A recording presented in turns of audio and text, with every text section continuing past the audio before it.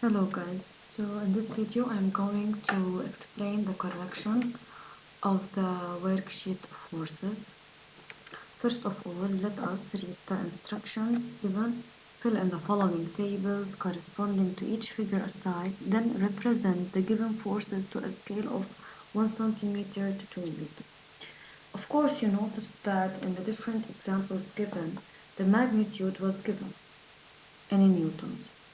So in this part, you have to characterize on one hand the forces, and on the other hand you have to represent them using a scale 1 centimeter to 2 newton. The first part I'm going to explain how do we use the scale in order to represent the force. So just let me zoom it in so that things become clearer. Okay. Here, for example, it is given that the scale is 1 centimeter to Newton. What do I mean by scale 1 centimeter to Newton? Yani every 1 centimeter on your paper represents 2 Newton in reality. So in the first example here, we are given that this force, not this one, for example, another one that was given to be 4 Newton here. The aim of using the scale is to calculate the length of the vector represented. So 1 centimeter is 2 Newton. Then 4 Newton, we put 4 Newton under a Newton. Same unit under the same unit. So Newton under Newton. Then 4 Newton. What is the length of the vector in this case? The question mark here represents what the length of the vector. How do we calculate it? You look at the question mark. Using cross multiplication, نعمل cross هيك. What is facing the question mark? What is facing the length of the vector here? It's 2 Newton. So we put it down in the denominator. And the other two ones, 4 Newton times 1 centimeter, we put them in the numerator. So we get that the length of the vector, which is the question mark here, is 4 Newton times 1 centimeter over 2 Newton. As you can notice here, we have a Newton times centimeter over Newton. Newton and the Newton simplifies. This is talking unit-wise. What remains? Centimeter. So the unit here is centimeter, and 4 times 1 is 4 over 2, 2. So what is the length of the vector force of magnitude 4 Newton? According to this given scale, it's going to be 2 centimeter. If we take another example, if the force was 3 Newton, okay, what is the length of the vector? It's going to be, we draw it this way. We write first the scale 1 centimeter to Newton, then 3 Newton under Newton. What is the length of the force vector? Length of the force vector is equal to, we do cross multiplication.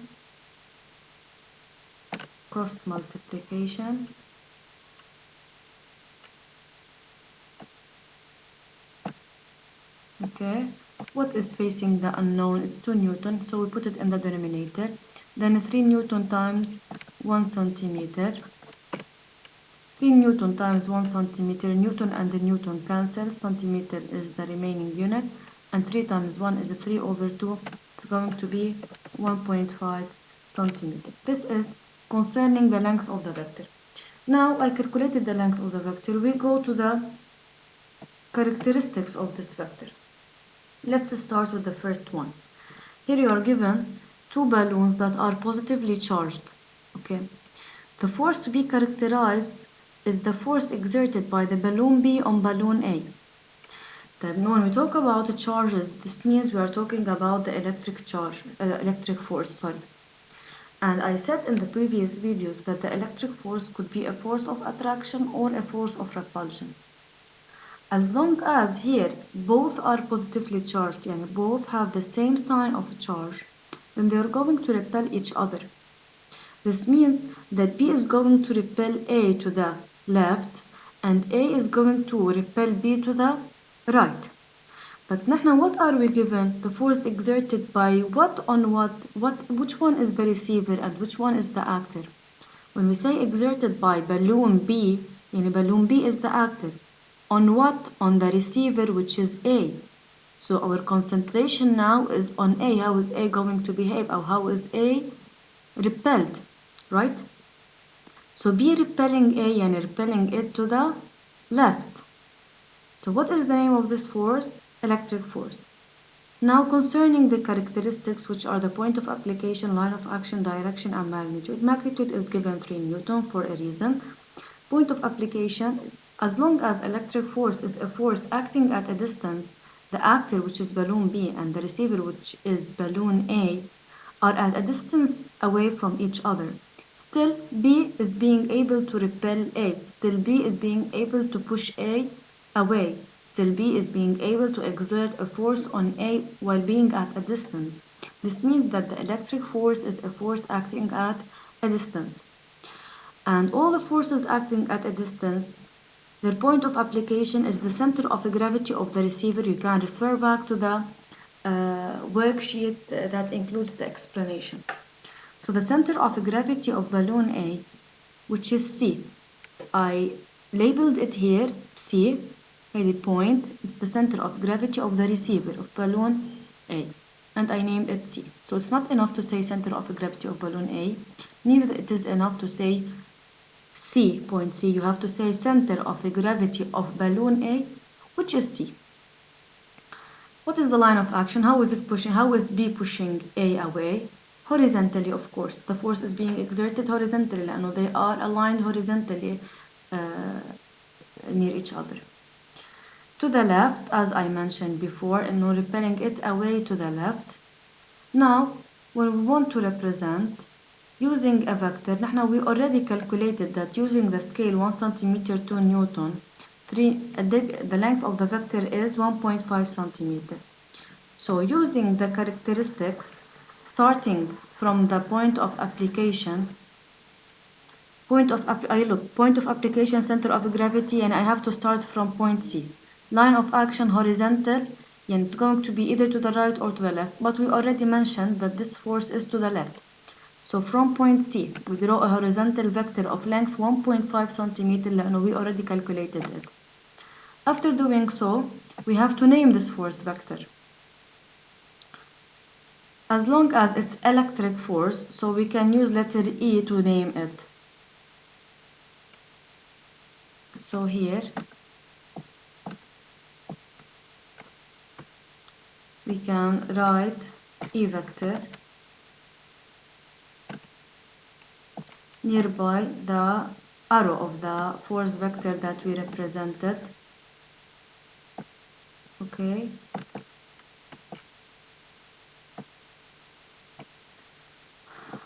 طبعا with a vector over it.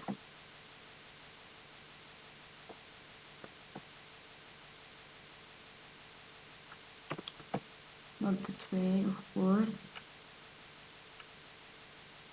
With a vector, small vector over it. All things are clear. Okay, so E vector. This vector over the name of the vector is always in this direction to the right, whatever the line of action was. This is just like the brackets we put the name of a segment within, or the parentheses that we put the name of a line within. Okay. Moving to the other example, we have a wire and a ball connected to it. Only this means that this symbol means that it is fixed, like fixed to the ceiling, for example. Now, what are the two forces acting on the ball, which is the receiver? The first force is the force exerted by the wire on the ball. As long as we said by the wire, which is an elastic body, then directly we have to talk about the tension force. Now, the tension force is a contact force because the wire can't hold the ball without being in contact with it. That's why the point of application is the point of contact between the wire and the ball, and I named it P. And I have to show it here, I have to label it here, like show a small dot here, and beside it write the letter P, just like this way. Okay, this is point P, which is the point of contact between the wire and the ball. Done. Concerning the tension force, I mentioned before that the line of action of the tension force is always along the elastic body. And the elastic body in this case is the wire. How is the wire? The wire is vertical. That's why the tension force is going to be along it, then it's going to be vertical. Direction type. This wire is preventing the ball from falling down to the ground. This means that the wire is holding the ball upwards. So the tension force exerted by the wire on the ball is an upward force. Now moving to the force exerted by the earth on the ball. It's the gravitational force. And the earth and the ball are at a distance away from each other. Still the earth was being able to pull the ball downwards. So it is a force acting at a distance. And the point of application of all the forces acting at a distance is the center of gravity of the receiver. The receiver here is the ball. So the center of gravity of the ball, and I named it G, not C here. Okay, that's G. Capital, not small letter. The point is named by a capital letter. So I can draw another point here, just like the one I drew above. I label it here and write G, which is the center of the gravity of the ball. It's always vertical.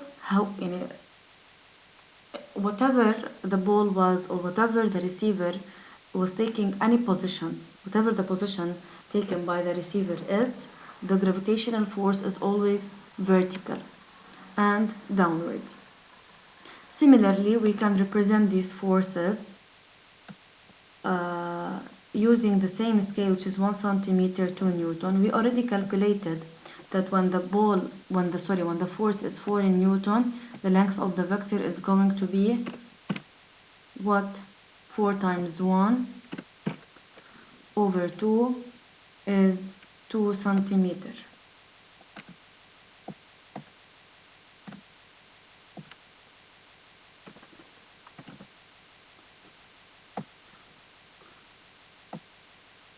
So now to represent the force using a vector,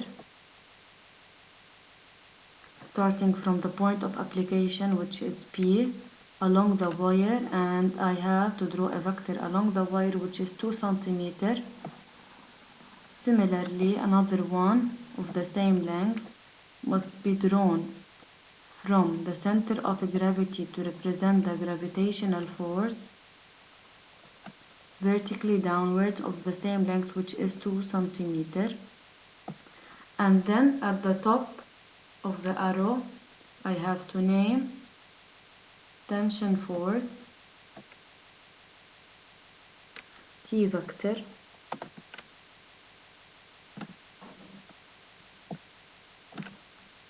Here at the top, I have to name it. Don't forget to draw this small arrow above here. Similarly, for the gravitational force, which is the weight, it is usually named by letter W due or referring to weight. So it's going to be W vector with a small vector above.